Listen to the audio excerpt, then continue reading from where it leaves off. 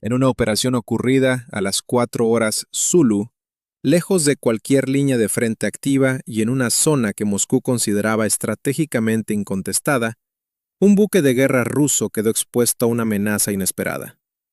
La fragata rusa de la clase Admiral Grigorovich, que navegaba a 28 nudos en aguas del Ártico frente a la costa oriental de Groenlandia, mantenía una patrulla considerada sensible pero rutinaria.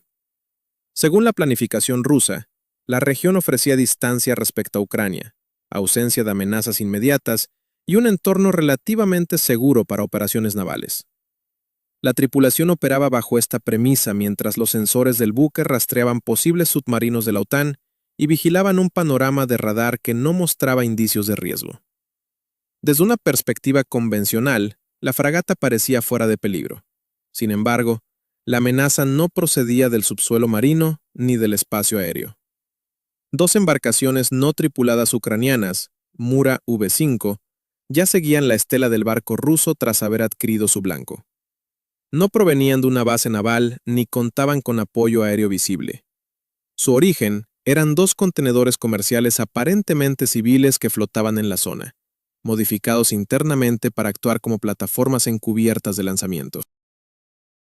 Ese despliegue había sido preparado por equipos de operaciones especiales ucranianos tras un mensaje público emitido menos de 48 horas antes por el liderazgo de Kiev, en el que se advertía de que ningún buque ruso estaría a salvo por operar lejos de la costa ucraniana. Mientras en Moscú se interpretaba la declaración como mera retórica, los preparativos ya estaban en marcha. Cuando la fragata entró en el área de operación prevista, los dos Mura V5 permanecían ocultos a los sensores rusos. La nave continuaba su patrón de patrulla, concentrada en detectar posibles buques de superficie de la OTAN.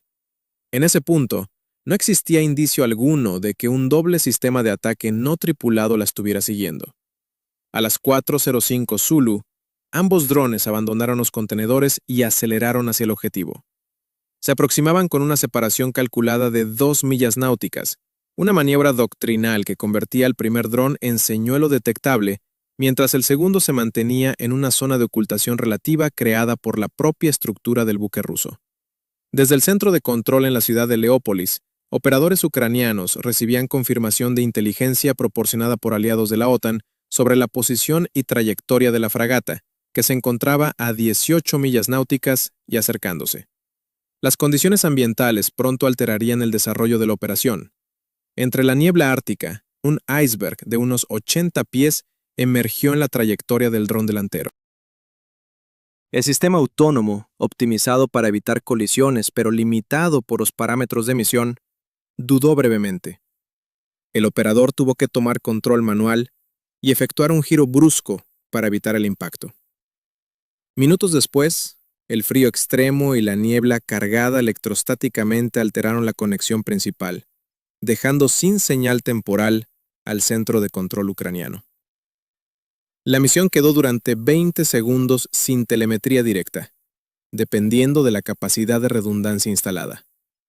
Un UAV Bayraktar TB2, situado a 25.000 pies, actuó como repetidor UHF y restableció un enlace débil pero suficiente para continuar con la operación. A partir de las 4:08 Zulu, la fragata rusa detectó finalmente dos contactos de superficie que avanzaban a alta velocidad. La reacción fue inmediata. Se activó el sistema de defensa antiaérea Pantsir-M, se pusieron en funcionamiento los cañones rotatorios AK-630 y se declaró alarma general.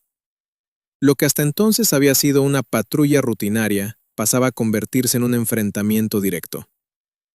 La tripulación rusa, sorprendida por la presencia de drones hostiles en una zona que se consideraba fuera del alcance ucraniano, comenzó maniobras defensivas mientras los drones continuaban su aproximación en condiciones atmosféricas adversas que condicionaban tanto la detección como la comunicación. En los minutos siguientes, la situación a bordo de la fragata rusa evolucionó con rapidez. A las 4:08 Zulu, el sistema de radar del buque confirmó la presencia de dos embarcaciones de baja sección radar acercándose a aproximadamente 40 nudos. La identificación inmediata como drones de superficie activó el protocolo de respuesta. El capitán ruso ordenó la puesta en marcha de las defensas antibuque y se inició el empleo de misiles KH-35. El primero fue lanzado desde la banda de estribor contra el dron que encabezaba la aproximación, pese a tratarse de un arma diseñada para objetivos de mayor envergadura. La maniobra ucraniana consistió en activar un protocolo de evasión que mezclaba zigzags de alta intensidad con el despliegue de una bengala térmica de pequeño formato, provocando que el misil perdiera el enganche en la fase terminal y cayera al mar a escasa distancia del dron. Minutos después, un segundo misil ruso se dirigió al dron que avanzaba en retaguardia. De nuevo, la combinación de maniobra asistida por inteligencia artificial y contramedidas térmicas desvió el proyectil, que impactó en el agua a más de 200 yardas. La ineficacia del ataque inicial obligó a la fragata a modificar su postura táctica. El capitán ruso ordenó un viraje pronunciado para exponer el costado y utilizar el fuego continuo de los sistemas de cañones rotatorios AK-630. Estos abrieron fuego con trazadoras de 30 milímetros que atravesaron la niebla y saturaron la zona frontal. Aunque varios disparos cayeron muy cerca del dron delantero, este consiguió mantener su rumbo gracias a su perfil extremadamente bajo sobre la superficie y al revestimiento absorbente que dificultaba la adquisición precisa del objetivo. La inestabilidad del bloqueo radar redujo la eficacia del sistema defensivo. Simultáneamente, equipos rusos desplegaron puestos de lanzamiento portátil en la cubierta para intentar derribar posibles amenazas aéreas. A las 4:10 Zulu, los operadores ucranianos ejecutaron un cambio significativo en la operación. Desde el dron que encabezaba la maniobra, se liberaron 4 drones FPV ligeros del tipo Arctic Wasp, que tomaron altura mínima y flanquearon la fragata. Su misión no era perforar la estructura del buque, sino saturar los sensores. El sistema Pantsir-M, adaptado para gestionar un número limitado de amenazas simultáneas, se vio obligado a procesar múltiples retornos en un espacio muy reducido. 2 de estos drones fueron destruidos por las armas automáticas, mientras un tercero fue abatido por un misil portátil. El fuego sostenido provocó el sobrecalentamiento del cañón AK-630 de babor, que quedó fuera de servicio por un atasco de los tubos tras 15 segundos de operación continua. La maniobra cumplió su objetivo táctico. Mientras el foco ruso se concentraba en los drones aéreos, la embarcación ucraniana que avanzaba en segunda posición aprovechó el ángulo muerto generado por la propia estructura de la fragata para desplazarse hacia la popa sin ser detectada por los sensores principales. Cuando un vigía advirtió la presencia de una estela anómala en la zona posterior, el margen de reacción ya era limitado. El cañón AK-630 situado a popa intentó responder, pero se sobrecalentó de inmediato, quedando inoperativo. A partir de ese momento, el sector posterior del buque quedó expuesto. A las 4:12 Zulu, el dron delantero liberó un segundo grupo de 4 drones FPV Arctic Wasp. La dotación rusa, centrada en la amenaza aérea creciente, perdió capacidad de vigilancia sobre la superficie del agua. En paralelo, las condiciones atmosféricas volvieron a incidir en el control de los dispositivos ucranianos. La acumulación de niebla electrostática interrumpió temporalmente el enlace principal, dejando sin señal a los operadores durante más de medio minuto. El centro de mando en Leópolis recurrió nuevamente al UAV de gran altitud, que actuaba como repetidor, permitiendo recuperar la transmisión con baja calidad, pero suficiente para retomar las órdenes. Durante este periodo de restauración del enlace, el capitán ruso ordenó un nuevo giro en un intento de encarar la amenaza procedente de popa. Sin embargo, la inercia del buque y la pérdida de capacidad de maniobra redujeron la eficacia de la maniobra. A 1,2 millas náuticas, el dron ucraniano, en posición de ataque, ejecutó el lanzamiento de un dron FPV guiado por fibra óptica. Este dispositivo, inmune a interferencias electrónicas, se dirigió de forma precisa a la zona del timón. La carga de 2 libras detonó en el punto de impacto, seccionando de inmediato los enlaces hidráulicos que controlaban la dirección. La fragata quedó sin capacidad de gobernar, derivando a merced del mar. El capitán ruso, consciente de la pérdida funcional del timón, ordenó concentrar el fuego de todas las armas disponibles sobre el dron que avanzaba en posición de ataque final. Una de las últimas aeronaves FPV ucranianas realizó un sobrevuelo distractor sobre el puente, desviando momentáneamente la atención de los radares. El dron adelantado fue destruido poco después por disparos directos, cumpliendo su función de señuelo. La embarcación ucraniana restante, cargada con aproximadamente 660 libras de explosivo, continuó su aproximación sin daños, avanzando a unos 45 nudos.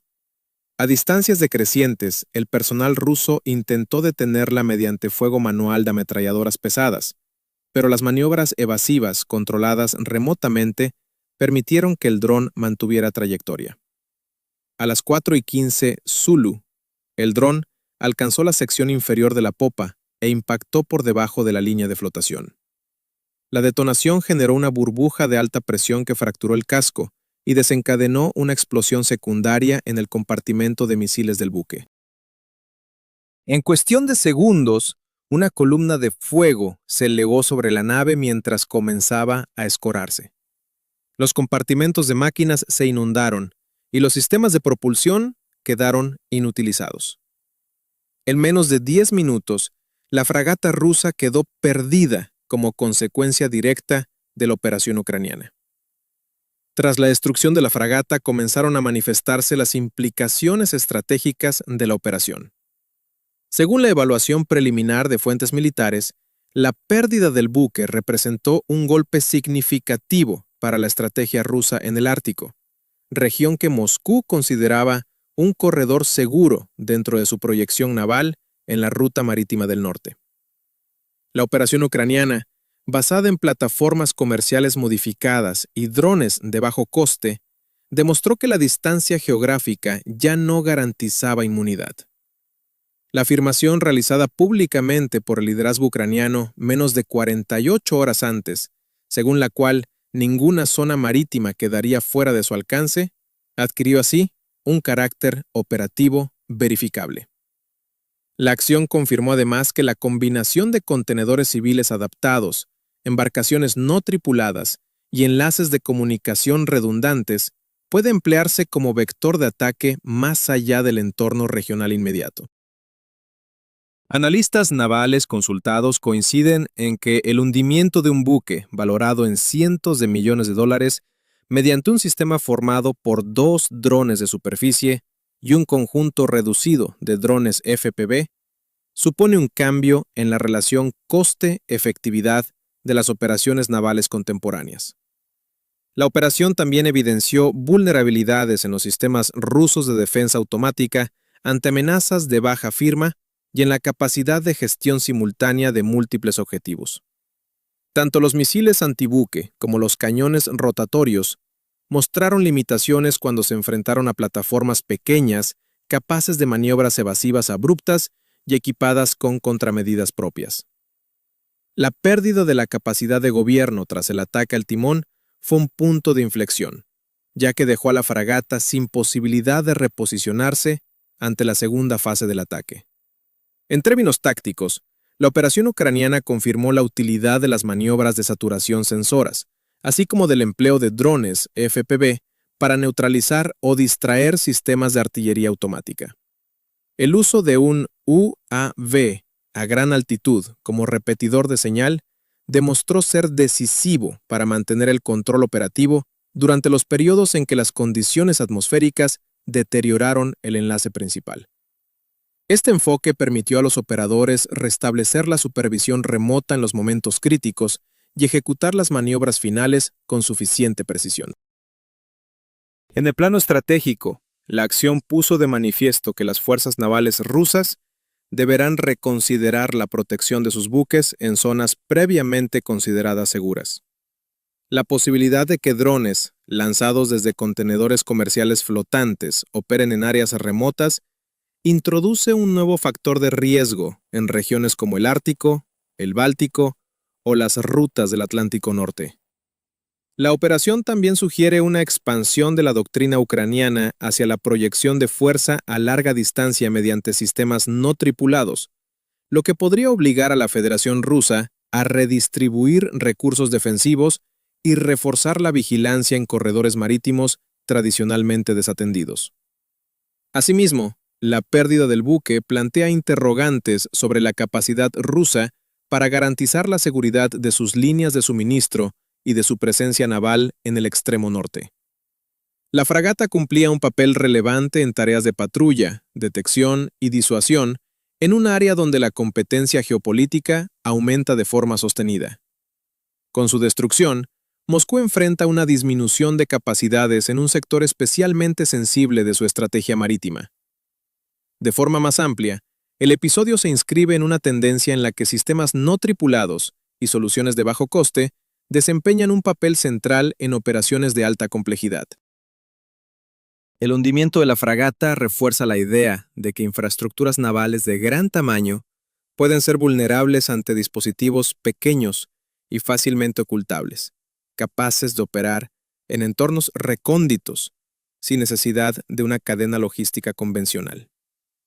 La operación demuestra que el concepto de santuario marítimo se ha reducido considerablemente y que ninguna región geográfica puede considerarse completamente aislada frente a ataques de precisión basados en tecnologías emergentes.